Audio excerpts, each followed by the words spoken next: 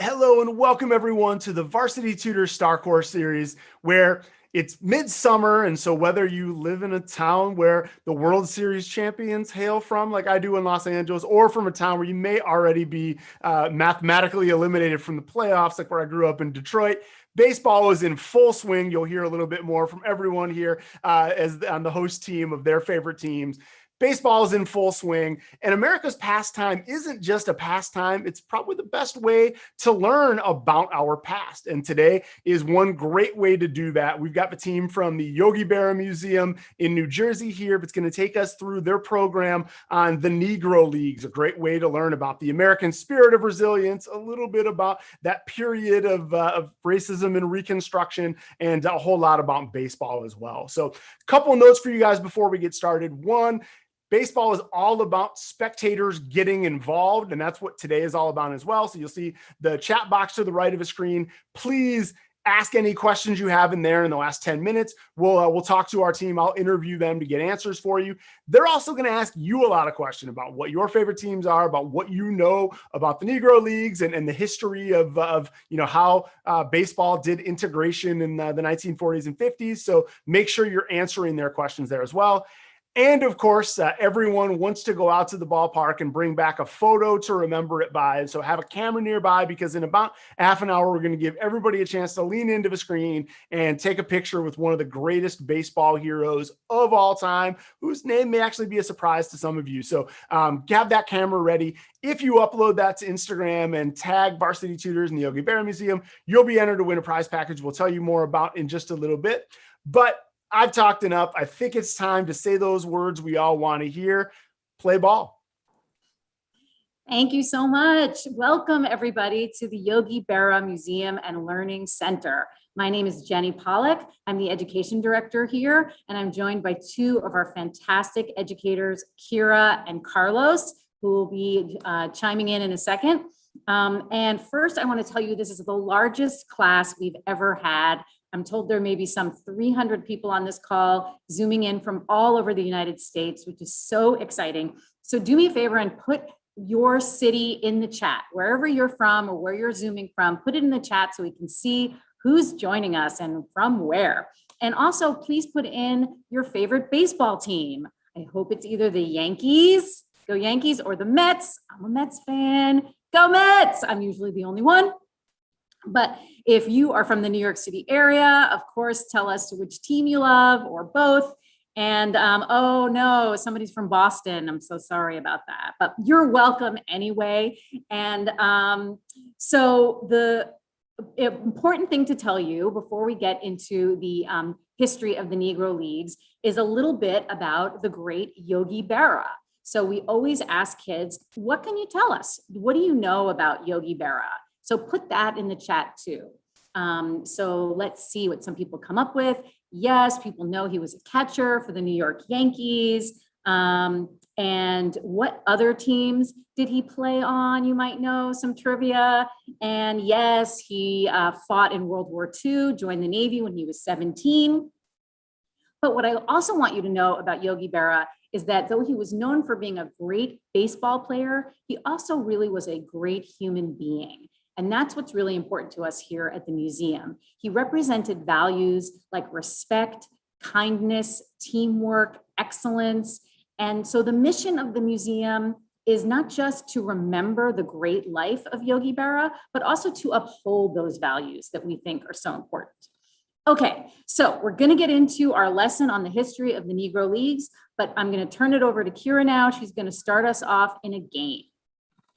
Hello and welcome everyone. So we all know that baseball is about moving. So we thought we'd get the crowd moving a bit with a game called Stand Up, Sit Down. All right, so the rules are in the title. I'm going to say something. If you agree with what I've said, then you stand up. If you don't agree with it, then you stay seated, all right?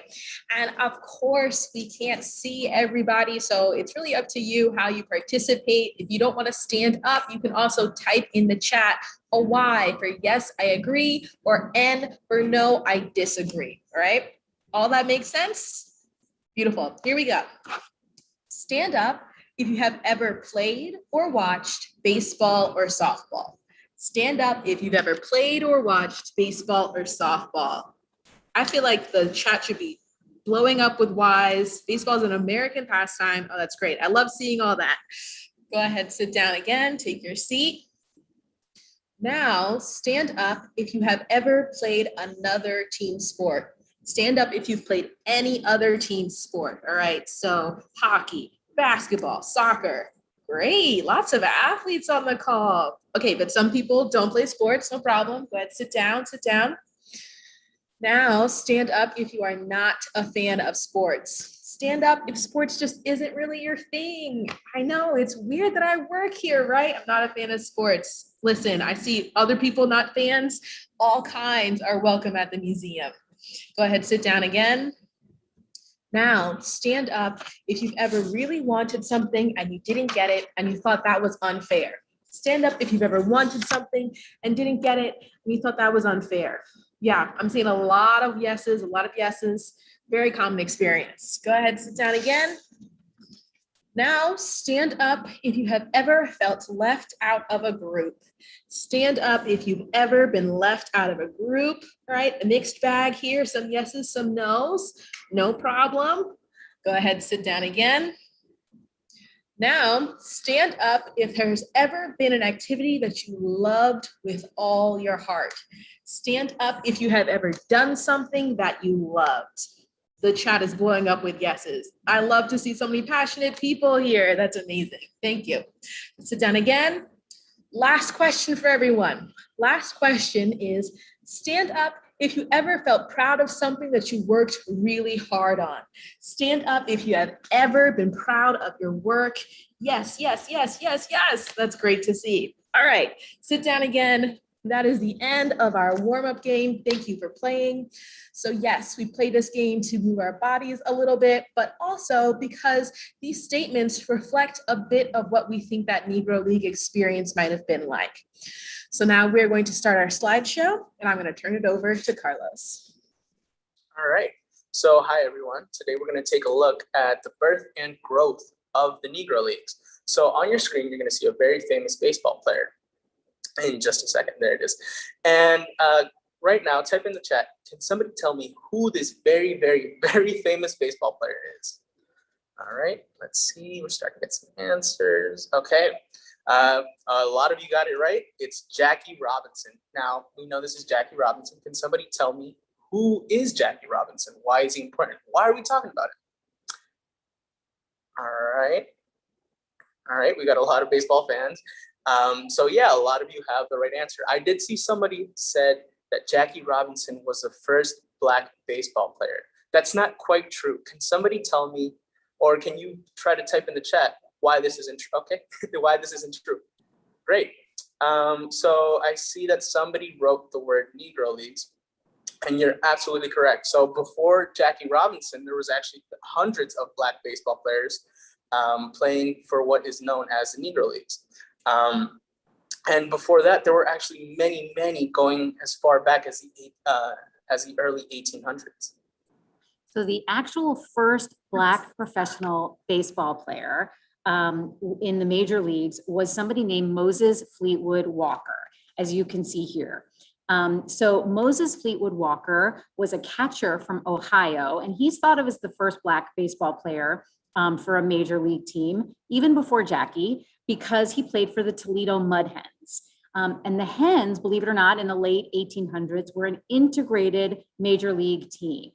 And so you can see in the next slide, we're going to see a picture of the Toledo Mud Hens. There we go.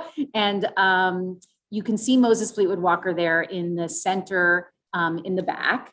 And the interesting thing about Moses was that he was a bare-handed catcher. So please put in the chat if you know what that means, especially if we have kids on the call. I'd love to hear from kids. What is a bare-handed catcher?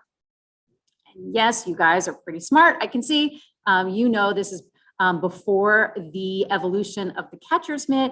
These catchers had no glove. That's what it means to be a bare-handed catcher. And so catchers were constantly being switched in and out of teams because they broke their fingers all the time. You can imagine it was crazily painful to be a catcher. And so they had to switch them out all the time during a game.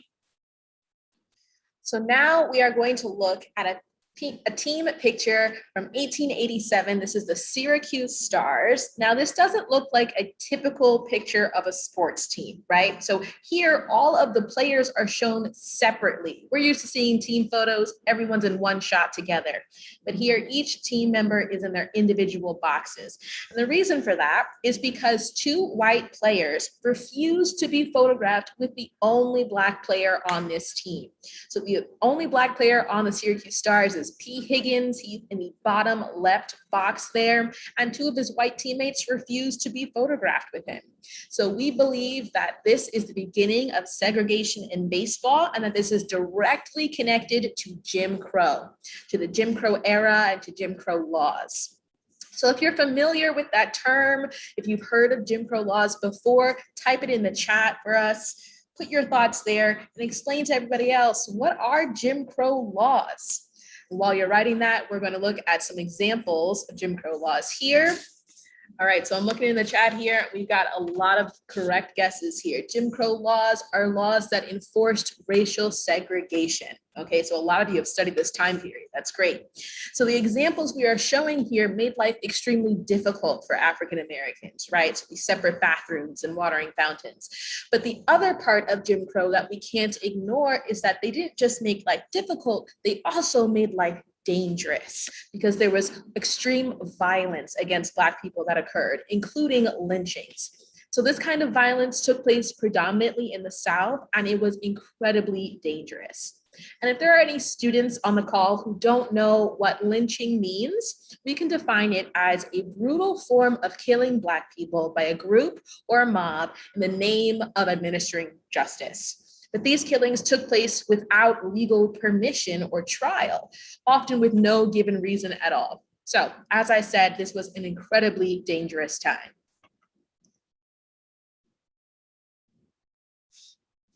All right, so getting back to baseball, we're going to talk about something called the Gentleman's Agreement, an unofficial Jim Crow law dating as far back as 1871 that Black and white professional baseball players were not allowed to play baseball together.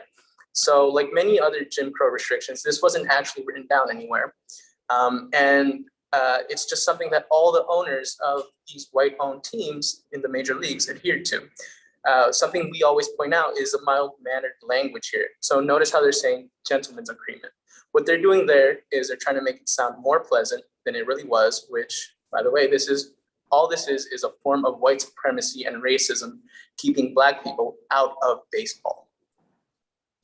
Okay, so now we're going to look at a map, and if you know what this is a map of, please put it in the chat. So what are we looking at here? What country is this? This is not a trick question. We're just curious to know if you can recognize this country. Of course, it's from a long time ago, back in 1900. Yes, of course, this is the United States. And then if you could also put in the chat, what do we call this dark gray area in the lower right here? Yes, we call this part of the country the South. So for those of you who have studied the enforced enslavement of Black people going back as far as 1619, back before the United States was even a nation, then you know about how Black slaves drove the economy in Southern plantations. And even after slavery was abolished, a majority of African Americans stayed living in the South. Until around 1915, however, in part because the South was so violent and dangerous for Black people, but also in part because there were some more job opportunities in other parts of the country. But at this time, many thousands and thousands of Black Americans started to move out of the South. So does anyone know what that big move of African Americans out of the South was called? We normally get a lot of different answers from students here. It's a little bit of a fuzzy part of our history, but as you can see on your screen, it was called the African American Migration, also known as the Great Migration. It took place from about 1915 to 1917. And if you look at this map, you see these green octopus-looking arms here. So the Great Migration was a period of time when millions of African Americans migrated out of the South to the North and to the West of our country, just like Jenny said, to get better job opportunities and to leave the violence of the South. A little aside trivia here, Jackie Robinson's family came from Cairo, Georgia, and they picked up and moved to Pasadena, California, around Los Angeles, in the Los Angeles area when he was 4 years old. And he grew up there. He went to UCLA, and he was an all-around amazing athlete, not just in baseball, but also in track and in football.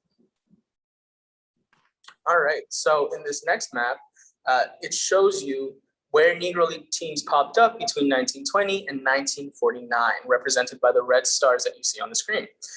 So it makes sense then that many of these teams popping up appeared in northern states where Black people were laying roots during the Great Migration. And we always love to point out the New Jersey, New York, and Pennsylvania area because that's where the museum is. And this is our history. This is in our backyard, and we love to see that. Okay, so who was the person that got all these teams organized? His name was Rube Foster. In 1920, Rube Foster, who's known as the father of the Negro Leagues, was a unique visionary leader and manager. He also played, he was also a pitcher for Black baseball. And he felt the Negro Leagues presented a unique opportunity for the Black community. As you can see from this quote here, "We are the ship, all else the sea." This is a quote that later became the title of a book by Kadir Nelson. And from our research, we learned that what he's trying to say in this quote is, what is meant by this quote is that the sea represents white baseball, or the major leagues, and the Negro Leagues is represented as a ship. So the message to Black players was, we have to stay together to stay afloat. We are going to be our own ship. We may not be as big as white baseball, but we can succeed by supporting ourselves and not jumping ship and joining the sea or the major leagues. Okay, next, this is a picture of the 1924 Negro League World Series. So here you have the team on the left is the Kansas City Monarchs, and the team on the right are the Darby, Pennsylvania Hilldales. The Kansas City Monarchs won that year. And as you can see in this photo, that behind the teams are tens of thousands of fans. And they actually were Black and white people sitting together, although it was 1924. And it's important to remember that this was the time of where baseball was our national pastime, and everybody loved baseball, and everybody loved going to see Negro League teams because they were really exciting, great athletes to watch. And it was more than just about the game itself. Because of Rube Foster's vision and leadership, a whole community of Black athletes, journalists, business people, team owners, managers, coaches, restaurant owners, all grew around the Negro Leagues. So the games may not have been as well documented as the white leagues or the major leagues, but they powered a thriving ecosystem and employed many, many thousands of Black Americans. And this is important, they were making money. But then, of course, in 1947, everything changed because that is when the general manager of the Brooklyn Dodgers, Branch Rickey, the man in the glasses there, he signed Jackie Robinson to the Brooklyn Dodgers. So this picture is a moment, that exact moment when Jackie Robinson signed that paper, when Branch Rickey broke that racist gentleman's agreement. So this set Jackie Robinson apart and put him into our history books. I've got another question for everybody though. Why do you think Branch Rickey did this? Type in the chat your thoughts here. There are several reasons why Branch Rickey chose Jackie Robinson specifically. So let's hear what we've got going on here. All right, great. So I'm seeing a lot of different answers. Of course, Yes, Branch Rickey was pushing for social change. We do know that he wanted to break that racist gentleman's agreement, right, and integrate the majors. I see someone else says Jackie Robinson was a great athlete. We've said it many times now. Yes, he was an amazing athlete, and that was another reason why he was chosen. The third thing that we can't ignore, of course, is that Branch Rickey, as a manager of a baseball team, is a business person, and he's in the business of making his team the most popular. And so Jackie Robinson was a very popular player, and to bring him onto the Brooklyn Dodgers was to make the Brooklyn Dodgers more popular, get more people to come and watch, because Black athletes drew crowds with their daring style of play, and Branch Rickey wanted a piece of that business. All right, so moving forward here, we've got this person on our screen, Rachel Robinson. Rachel Robinson is, of course, Jackie Robinson's wife. She's now his widow because Jackie Robinson has since passed, but Rachel is still alive. She's 98 years old. I believe she has a birthday coming up. And we're now going to show you a video that's about 4.5 minutes long. I'm pointing out Rachel Robinson because when she comes up in this video, they don't give you her name, and we just want to make sure we recognize who she is when you see her face. So this is a video from Ken Burns' famous documentary series called Baseball.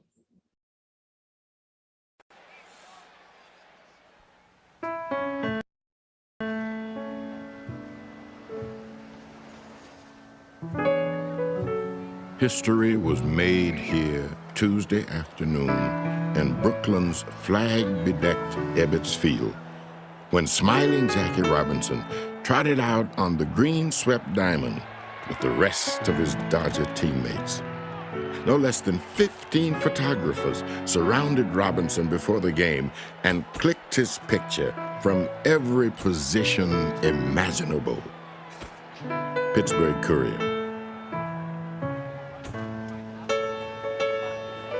On April 15th, 1947, at Ebbets Field in Flatbush, in the borough of Brooklyn in New York City, the Brooklyn Dodgers faced the Boston Braves. It was opening day, and for the first time in modern Major League history, a black man, Jack Roosevelt Robinson, was starting the game at first base. There were 26,623 fans in the stands, more than half of them black, come to see Jackie Robinson.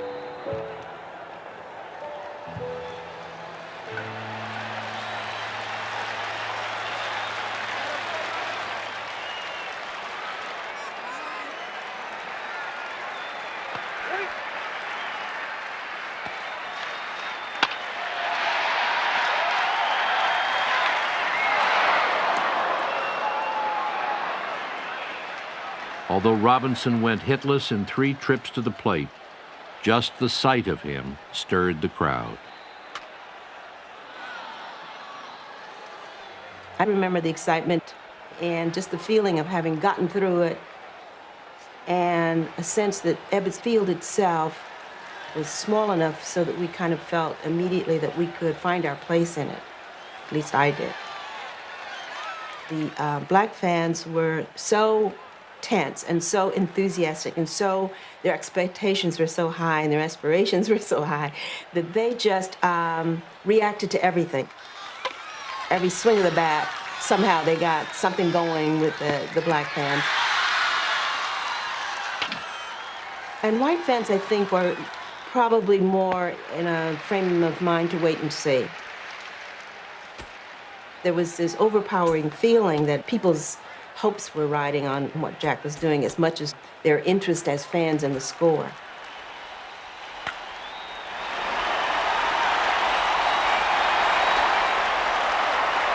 The Dodgers won that day 5-3.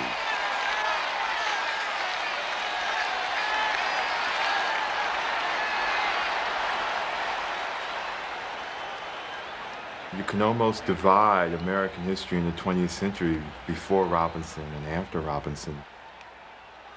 America was defined by baseball. This was our national game.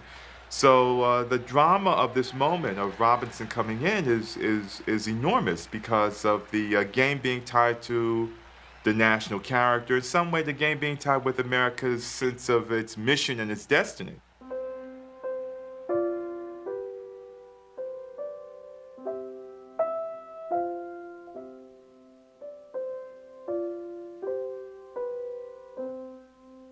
For me, baseball's finest moment is the day Jackie Robinson set foot on a major league field for the first time in 1947.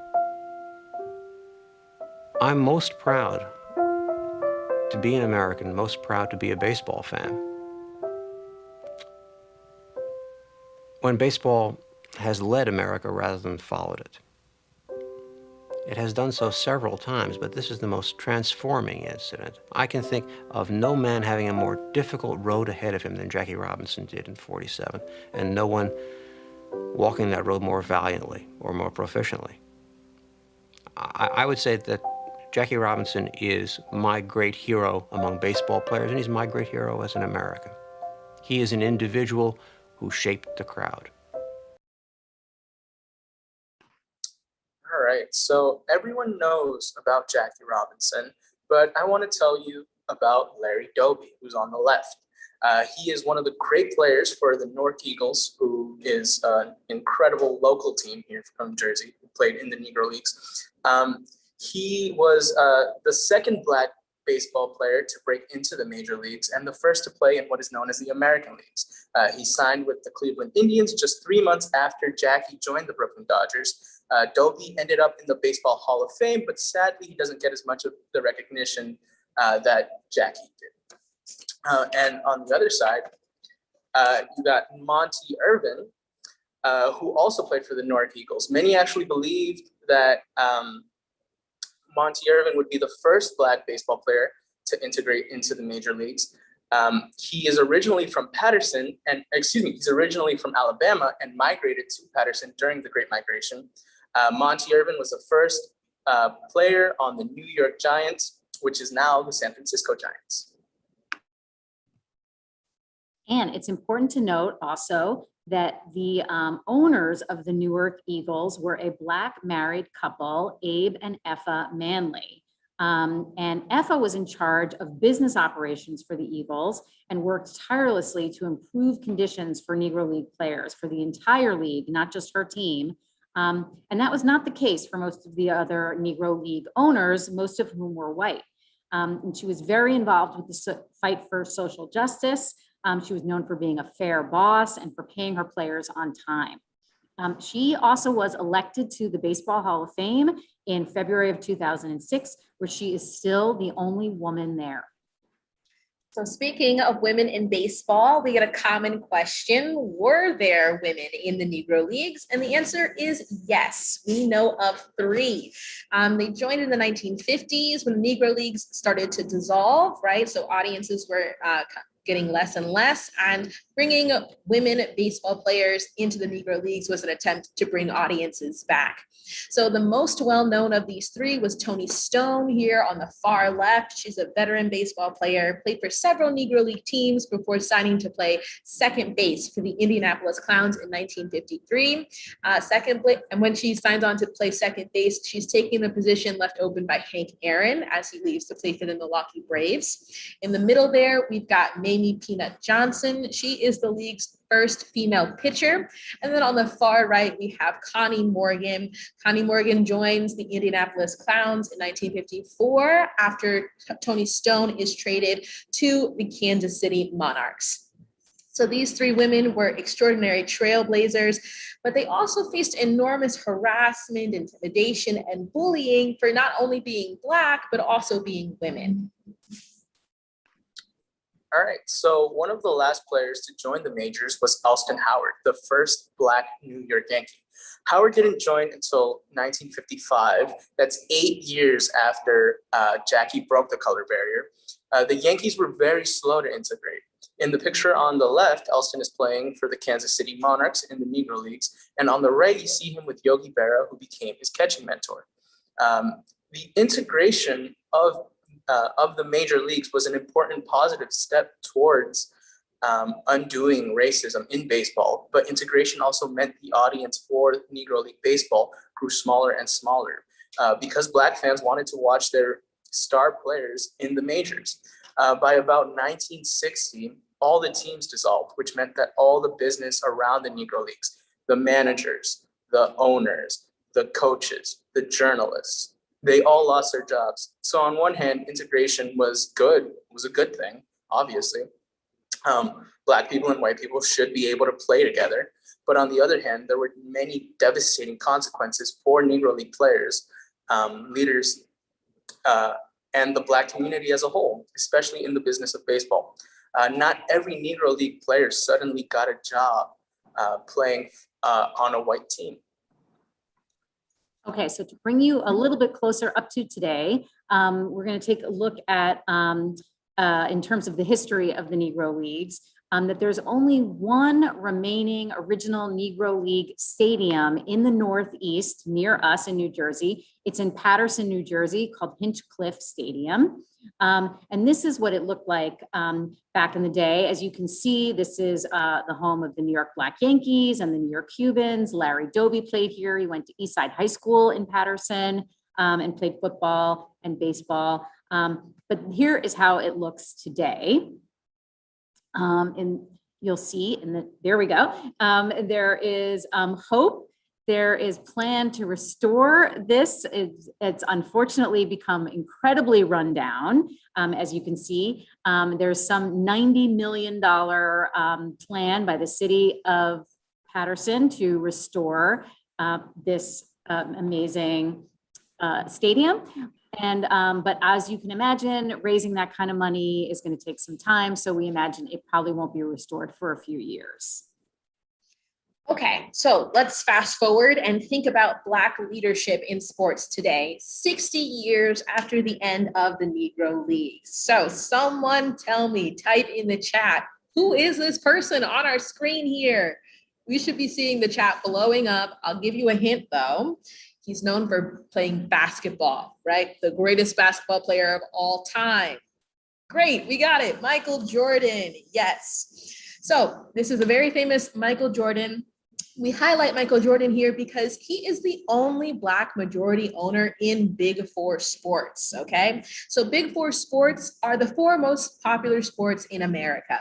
That's baseball, basketball, football, and hockey. And to be a majority owner means that you own more than half of a team by yourself. So of course, there are team owners of color, but they are usually partial owners, right? So they're part of a group of people who own a small part of a team. Michael Jordan is the only Black owner who owns a team, the Charlotte Hornets, by himself. So at this point in our program, we typically talk with students about whether or not integration was a good thing, right? In their opinion, because of course it allowed Black people and white people to play together, but with integration came the destruction of the Negro Leagues and so many jobs lost for thousands of Black Americans. So we encourage you all at home to have this conversation once you're done with our program here, maybe even tonight at dinner, and to discuss how the history of the Negro Leagues offers a way to talk about race and racism in the world of sports. Okay, so now we're going to move on to our final slide, which is a composite of trailblazing athletes of color. So go ahead, put the names of anyone you recognize in the chat. Many are from a long time ago. See how many you can name. Some are easy, some are more difficult. Yes, of course, you see Jackie Robinson and the great Satchel Paige, who is perhaps one of the best Negro League players, who we saved for the end on purpose.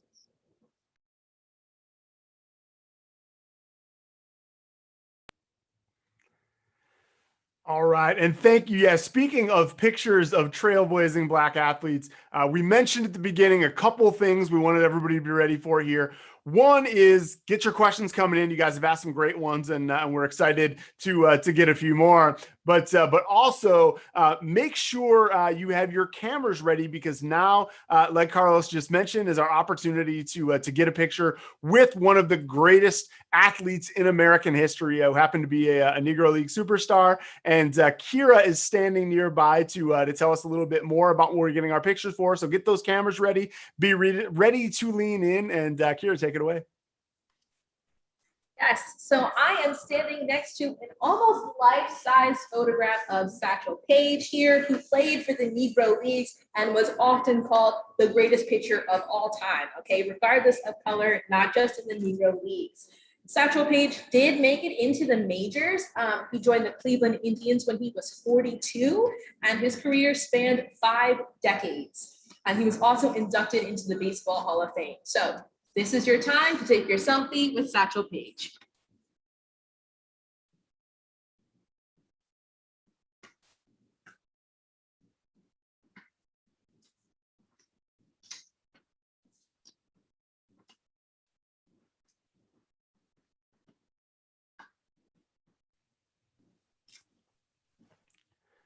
All right. And just a reminder, if you put those pictures up on Instagram and tag Varsity Tutors and the Yogi Berra Museum, we'll have the official handles up here on a slide in just a second on our way out.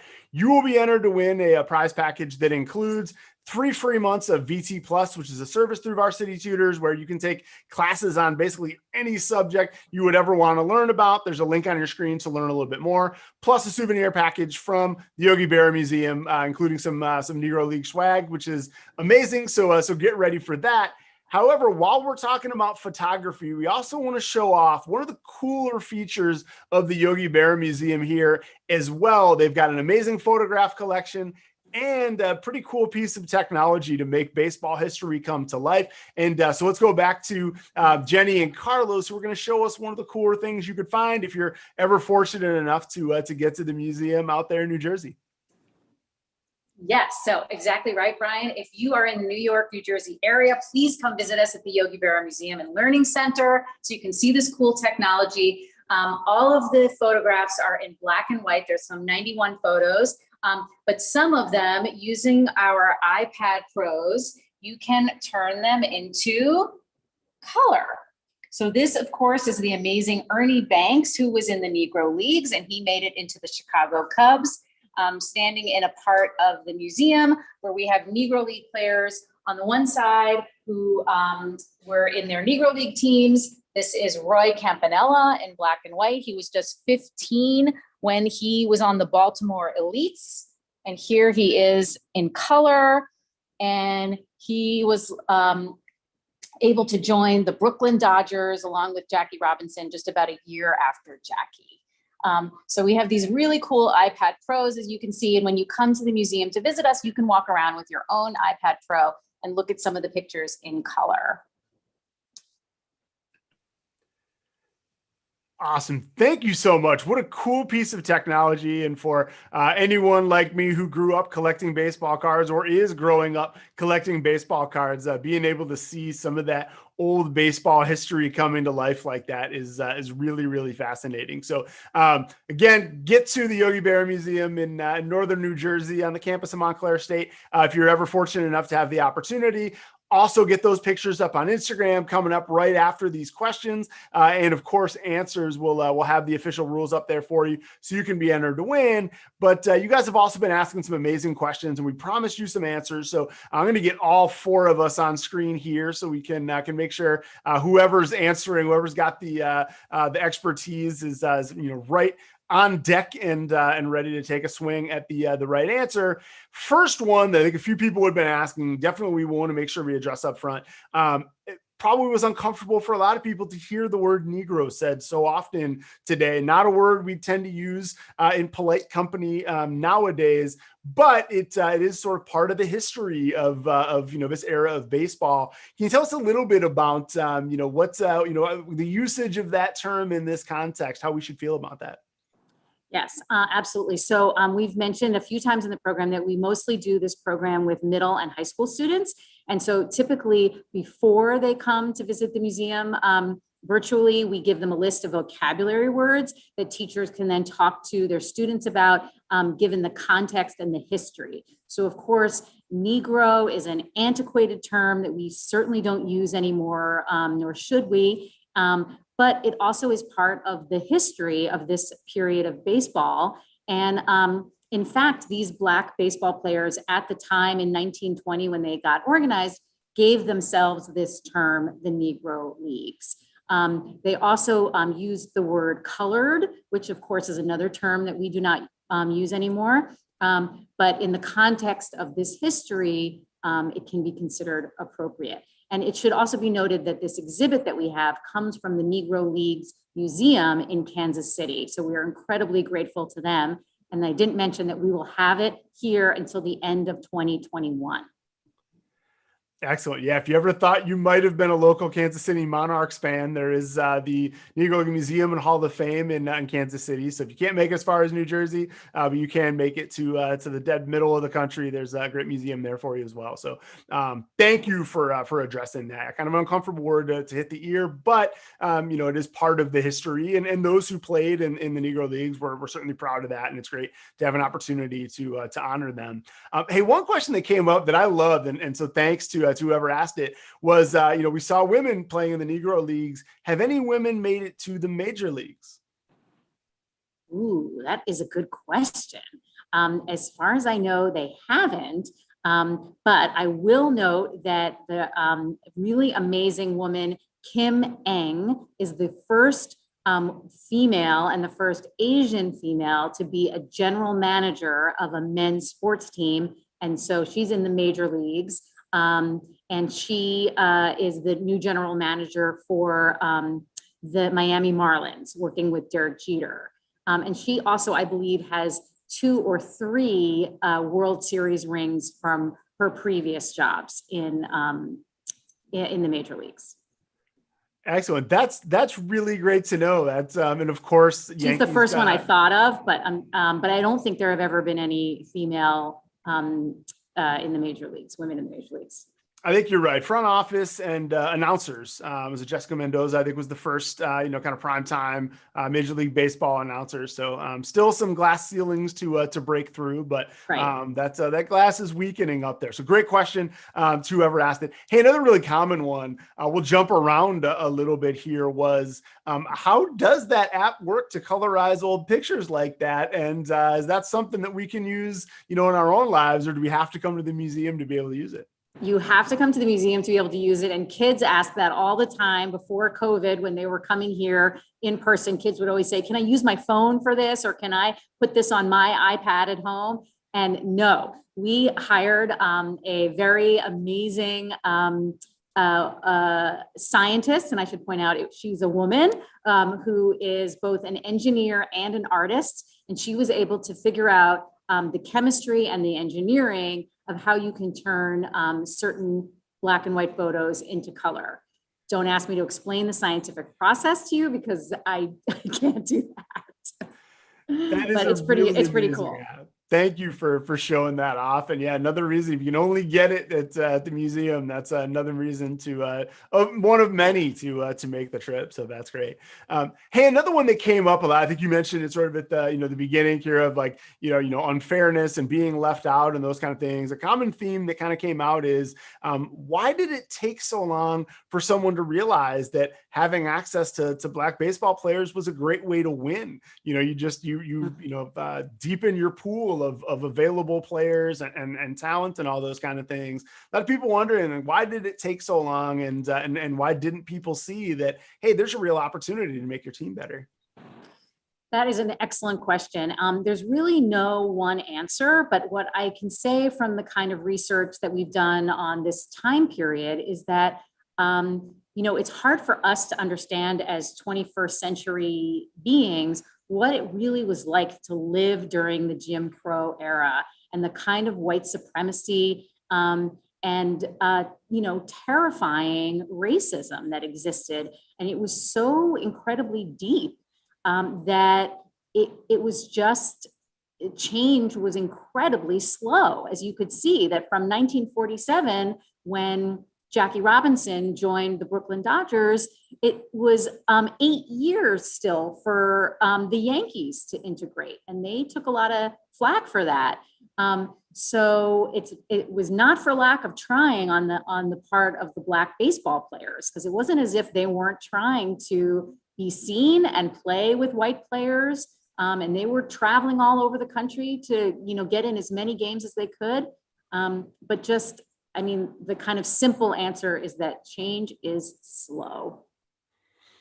And that actually brings to another really common question. We talked about the great Satchel Paige, and I think one of the things that we all tend to hear that grow up as baseball fans, reading everything we can get our hands on, is some of the amazing records that were set through the Negro Leagues. Players that we say the records we take for granted today of whether you like the Barry Bonds asterisk or you're a Roger Maris purist with home runs or any of those kind of things. Like actually, the Negro Leagues blew these records out of the water based on how many games they played, just the sheer talent and everything was there. What can you tell us about some of the other stars and maybe some measurables and things that can kind of get our heads around how great these players really were?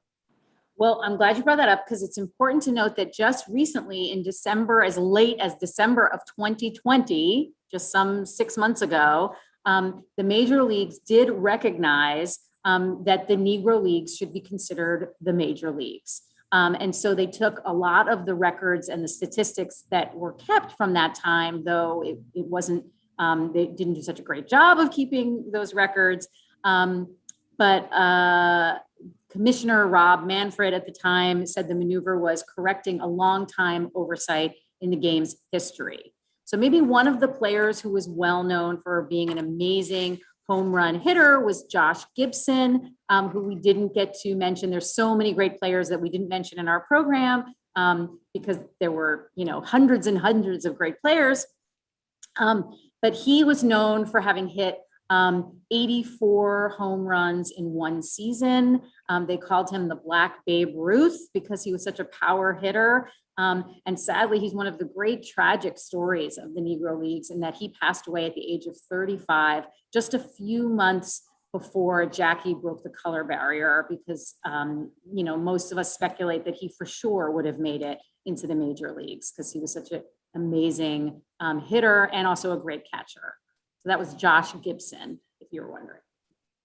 Thank you for that. Yeah, it is also amazing when you think about, I think you mentioned, Satchel Paige playing, when he was 42, how many of these great players that didn't really get to play in the youth of their prime. And so they played well in the major leagues, but, if you would have gotten them at age 25 when they were at their peak, how different things might've been. So, hey, thank you for all this last series of questions for you guys. I know we're talking to the Yogi Berra Museum. You guys have the Yogi shirts on. I've seen pictures of him in backgrounds and all those kind of things.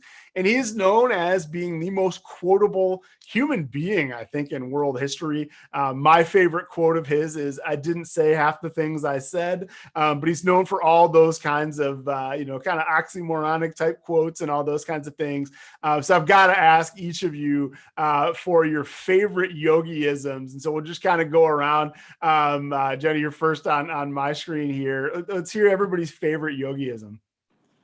Well, mine is, we may be lost, but we're making great time. I just think that's so great. Good way to think about getting lost on a trip. That's perfect. Carlos, what about you? My favorite is "The future ain't what it used to be." I just think it's he's right. It's not. Yeah, it sounds so illogical, but if you think about it, maybe he's a genius. He's kind of like a philosopher poet or something like that. And Kira, your favorite Yogiism? Well, Carlos stole mine, so I had to come up with one right on the spot here. But I would say my second favorite would probably be "When you come to a fork in the road, take it."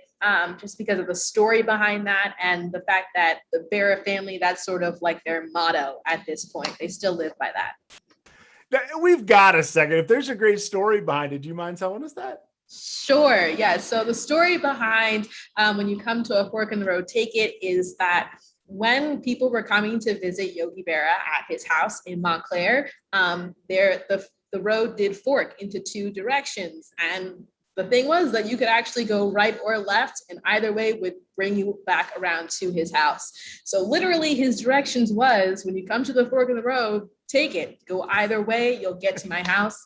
But the Berra family has sort of changed that motto to mean make a decision, make a move. Don't sit on your hands. When you come to a fork in the road, do something about it.